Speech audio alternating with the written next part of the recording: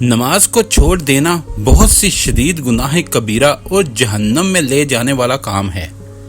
قرآن مجید میں ہے کہ قیامت کے دن جب جہنمیوں سے جنتی لوگ پوچھیں گے کہ تم لوگوں کو کون سا عمل جہنم میں لے گیا، تو جہنمی لوگ نہایت افسوس اور حسرت کے ساتھ یہ جواب دیں گے کہ ہم نماز نہیں پڑھتے تھے اور مسکین کو کھانا نہیں دیتے تھے اور بیہودہ سوچ اور بکواس کرتے تھے اور ہم انصاف کے دن کو جٹلاتے رہے یہاں تک کہ ہمیں موت آئی بکواس کرنے والوں کے ساتھ۔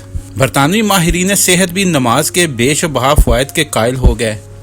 انڈیپینڈنٹ کی ایک رپورٹ کے مطابق برطانیہ کی برمنگھم یونیورسٹی، امریکہ کی مینچسٹر یونیورسٹی اور پین اسٹیٹ یونیورسٹی کے مشترکہ تحقیق کے دوران مذہب اسلام، عیسائیت اور یہودیت کی نماز یا عبادت کے طریقہ کار اور جسمانی صحت کے فوائد کا تقابلی جائزہ لیا گیا۔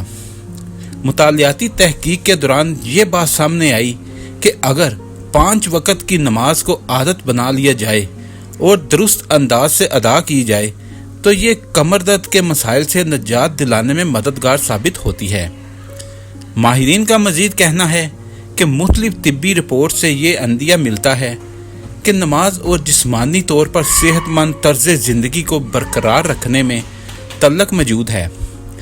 نماز جسمانی تناؤ اور بے چینی کا خاتمہ کرتی ہے۔ ماہرین نے بتایا کہ تجربات سے معلوم ہوا کہ دوران نماز رکوع اور سجدے کی حالت میں کمر کا زاویہ ایسا ہوتا ہے جو کمر درد میں کمی لانے میں مددگار ثابت ہوتا ہے۔ جسم کی حرکت یوگا یا فزیکل تھراپی سے ملتی جلتی ہیں۔